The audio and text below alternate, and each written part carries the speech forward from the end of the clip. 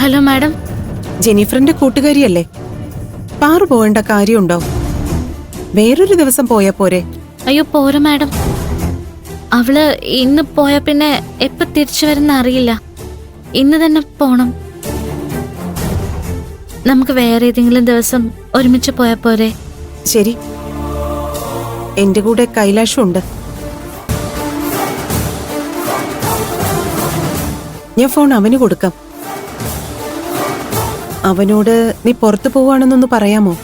മാഡത്തിനൊന്നും തോന്നരുത്. കൈലാഷ് സാറിനോട് സംസാരിക്കാൻ എനിക്ക് ബുദ്ധിമുട്ടുണ്ട്. മാഡം തന്നെ അദ്ദേഹത്തോട് ഇത് പറഞ്ഞാൽ മതി. പാറു, പാറു.